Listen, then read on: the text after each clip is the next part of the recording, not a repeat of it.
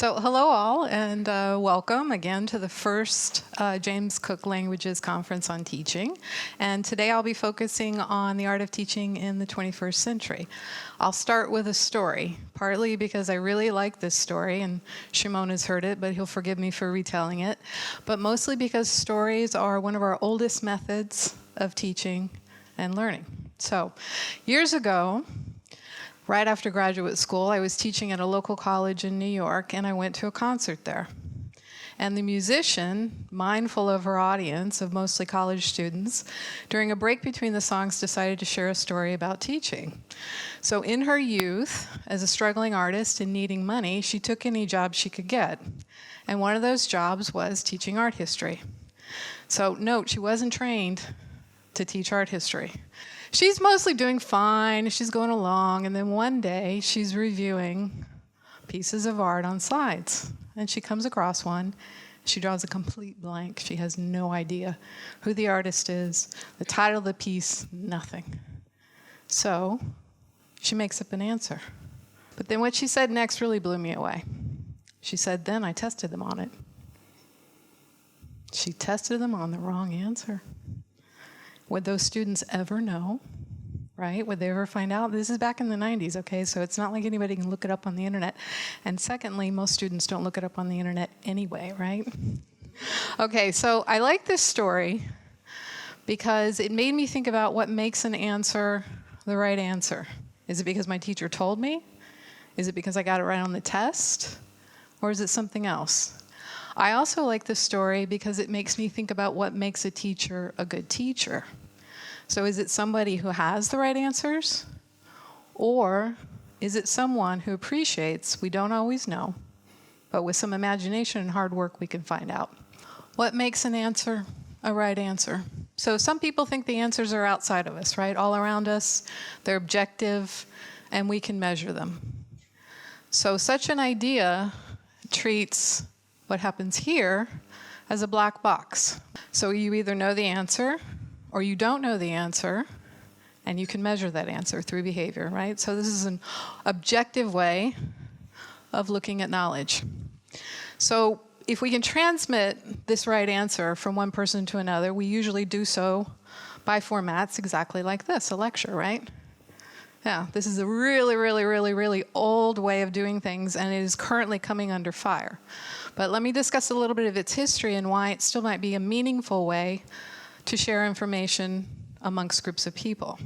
So it started off years ago, centuries ago, because we transmitted knowledge from one person to another person or groups of people orally.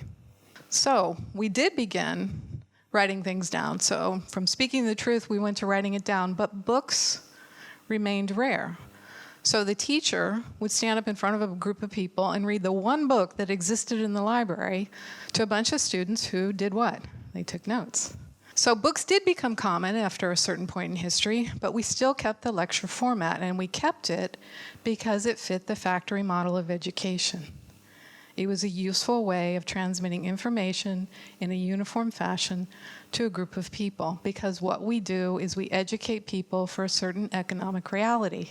Now, what do you do in the 21st century when that economic reality is changing? The objective truth exists, we can measure it, but what about what happens inside of us? What about that black box? We all have thoughts, you're all having thoughts right now. Our thoughts exist, we know this because we experience them, and so therefore we assume that knowledge arises from within us, from cognitive processes. Yeah? So if I know the answer, okay, in my thought, and I don't write it down on the exam, do I not know it?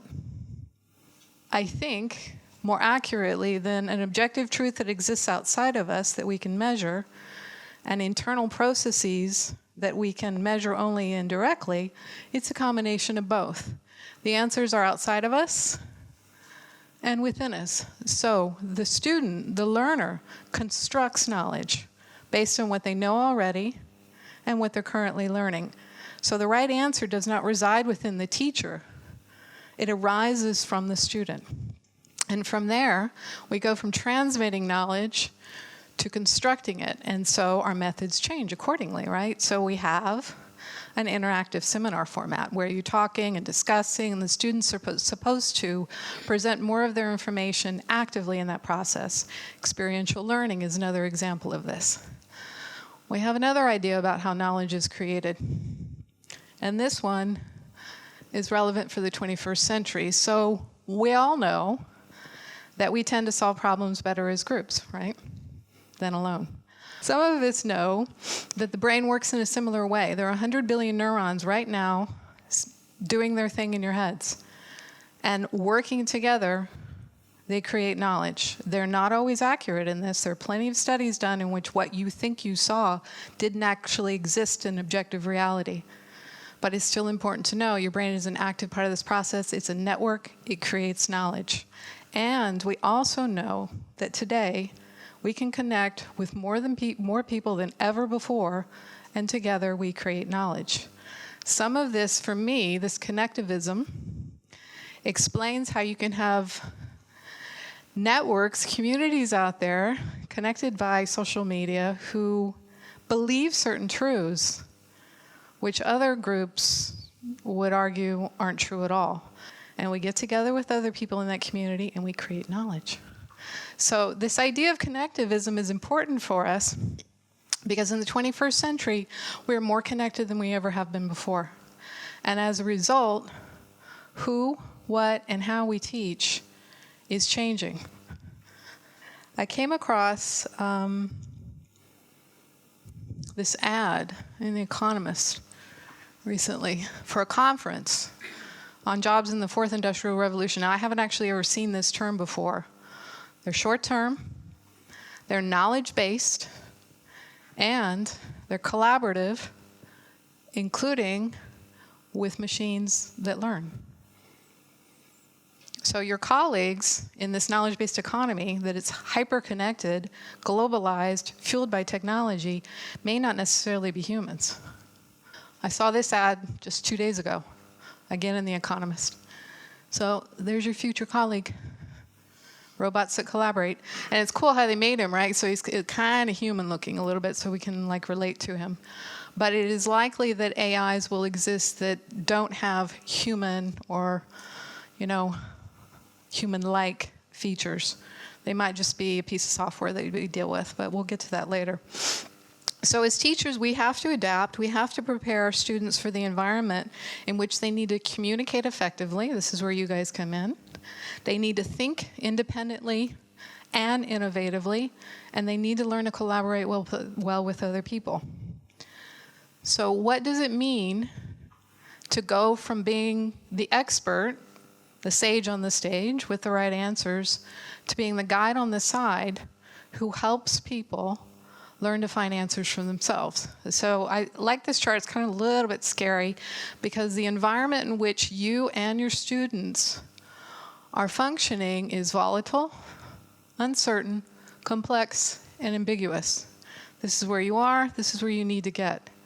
So if everything is basically unknown, changing all the time, really complicated, kind of freaky, I have no idea what I'm doing, how could I be the expert on the stage with the right answers? It's impossible. Knowledge is shifting and changing far too fast. So this is the world that we're coming into and dealing with and will become more and more ever common. But it's kind of cool because really it goes back to what we are as humans. If you think about how we evolved all those many, many, many, many years ago, it was an environment that was volatile, uncertain, complex, and ambiguous. So our brains are designed for this.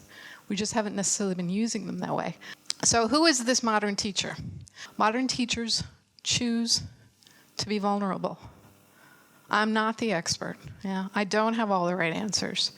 All I've got is my ability to tell stories, my ability to share how I learn, and my ability to see you as a person, as opposed to a group of people. They see themselves as co-learners, not teachers. Now, a lot of people who teach can become uncomfortable with that idea. Learning with my students, then they won't take me seriously. Right? If they see I don't know, why are they going to listen to me? They allow themselves to fail, and often.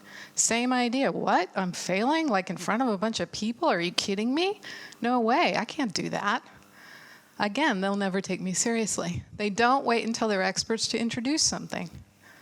I'm supposed to stand up here and talk about stuff I don't know? Are you nuts, lady? Okay, they move into their students' world, even if it's foreign territory.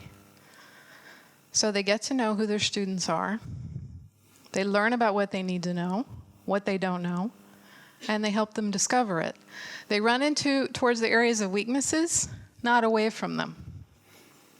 They're comfortable not knowing what's going to happen. You see, it gets a little repetitive, right? They invite mistakes into their lives. They dream big and ask, why not? Allow their students to teach each other. I like this one a lot. Peer instruction is becoming more and more common these days. Anybody who's taught a language course at the beginning level, it's great when they all talk to each other, right? Because they don't know what they're doing. And you're bored. You're like, oh my God, they know nothing in this language. And they talk to each other. They're so cute and they make all these little mistakes, right? Yeah. But they're learning from each other. And it's really cool because everybody's making a lot of the same mistakes. So you feel much more comfortable because in the end, you cannot learn the language really unless you speak it. So that's always fun. Teachers step outside their comfort zone. They embrace change. They feel secure asking their colleagues for help. Again, the idea that you're not supposed to know everything. The people around you working as a team can help you do better. And team teaching, although rare, I'm hoping becomes much more common. For the same idea, I can't have all the right answers. But if I'm teaching with 2 or 3 teachers, my guess is our teaching is going to be much more effective. And it also models teamwork for our students. They model resiliency and perseverance. Don't give up. Keep trying. They question everything, and they believe that they can learn anything given the right attitude and effort. I'm not sure about that one, to be honest. I do think that there are things you actually can't learn. But I do believe you can learn something in trying to learn something you don't think you can learn, if that makes sense, yeah? Right? So as teachers today, I like the idea that I don't have to be perfect, I don't have to know everything, I don't have to have all the answers, because in the world in which we're entering, and the fact that we are already actively a part of, you just can't. Right? You just can't. The internet has absolutely changed that. Globalization has absolutely changed that. So let's speak to our strengths and not be afraid of our weaknesses. Okay, so how do you teach, again, an environment that's always changing, constantly adapting, relationships that are shifting and temporary, jobs that are turning over and over and over again, temporary work, the norm? How do you do that? You teach for agility. Okay, this actually has a name, Agile Design. And in teaching for agility, things change. So your content can change on the fly. The tools you use can change. How you assess can change. Everything can change. What doesn't change in this environment are the pedagogical tools you use and the skills you ask your students to learn. So you're still asking them how to manage knowledge, how to create it, how to apply it, all of that. You're still asking them to learn how to communicate effectively, which is where you guys come in. You're asking them to think independently, think creatively, to work with others, to acquire digital tools. All of those remain the skills that you focus on because that's what makes us uniquely and wonderfully human. That's what we do very, very well naturally. The pedagogical framework remains constant. So you have clear outcomes. You assess them appropriately with assessments that can vary. You give timely and relevant feedback in an environment that is collaborative and interactive. Okay, so let me describe a class, how this could work. This is a master's level course for people earning a master's degree in education technology. So they're asked to find a technology, something currently emerging out there on the market, and they're asked to research all of them and choose one and write a pitch for it. Another requirement of this is that it needs to be a business. So they're looking at the technology, and they're looking at the learning element, and they're looking at the commercial viability of it. Is throughout the class, okay, they're discussing, they meet, they do stuff, they do independent work, they work as teams. Throughout the class, they're having discussions. So you're supposed to gather all of the things that you have done throughout the course, create a portfolio, and then evaluate it. So you're being asked to give yourself a grade. I like that because with my students, sometimes I miss what their strengths are, but more importantly, I miss what they think their strengths are. They might be right, but then again, they might be wrong. So it helps me understand better what they think of themselves, what their positives and negatives are. And then my input just becomes a part of that picture, which is much more relevant than me saying, oh, that's an A, that's a B, that's a C. Right? We all know we have bias when we teach. There's certain students we like more than others. I mean, it's just a given. Everybody says, no, we're objective. Well, it's hard to be objective, especially when you teach language, because the ones who speak the most, you're going to pay the most attention to because they're talking. Okay, so again, bias is inbuilt into what we do. So if you allow the students to be a part of that evaluation process, they learn to understand what they're capable of better, and you learn about their own strengths and weaknesses as well. The technology is another tool for us to learn how to teach in new ways. Now, most of you are probably using technology to some extent or another.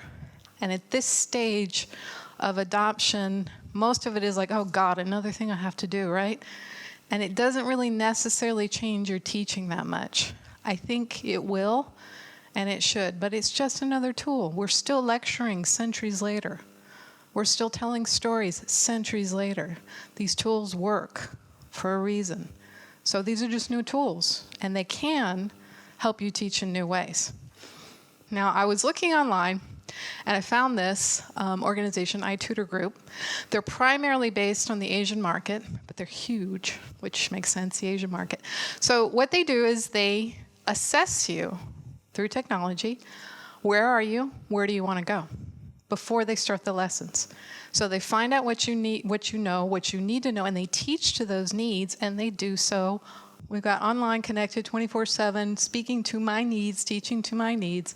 It is a short step from there to that human tutor available all the time to it being replaced by an AI. Now, does anybody know Watson? Has anybody heard of Watson? Yeah, okay. Watson is an AI from IBM. And whatever, I don't know which pronoun to use. He became famous because he was on Jeopardy. And then you see them as Watson gets better and better and better, he becomes more human-like in his interactions. They started teasing him. Yeah, so they started interacting with him on a more human level. Then they started liking him more. Okay, so Amazon spending $2.5 million to build a social bot. So it's an AI that is built to be social, right? So why would Amazon want this? Because they want to get rid of their customer service, right? Those people that need to eat and sleep, and sometimes they get cranky and they don't handle the customer very well. So if I just have this really sophisticated, really good social bot, I don't need you anymore, right? Google Home just released by Google along with their new phone, the Pixel. And the cool thing about this is it responds to voice commands, including commands asking for phrases in another language. So if you say, hey, Google, tell me how to say X in Czech, it tells you. Now, the piece that's missing from all of this is what? Human interaction. So this is the cool thing. We're still humans. Okay, so these AIs, I think, are going to help us change the world in these amazing, wonderful ways. And I don't think they're things to be afraid of because we created them. All of this came from this wonderful, wonderful brain, right? And that brain hasn't gone anywhere. Humans haven't gone anywhere. So as technology evolves, you evolve with it. You adapt to it, you use it, or don't use it. You shouldn't use it just because people say, oh, use it. Yeah, use it as a tool. Use it well, use it effectively. But as it replaces things that you do, that frees you up to do other things. Yeah, better as a human. There is an eventual world that people project in which we don't have to work anymore because the economic need for our labor will disappear because all the bots will take over, right? So I don't think that technology will replace us so much as it will replace some of the things that we do. So don't be afraid of it, embrace it. And I want to thank all of you for spending some time with me and listening to my thoughts about this, and obviously Shimon for inviting me to do this. Okay, so that's it.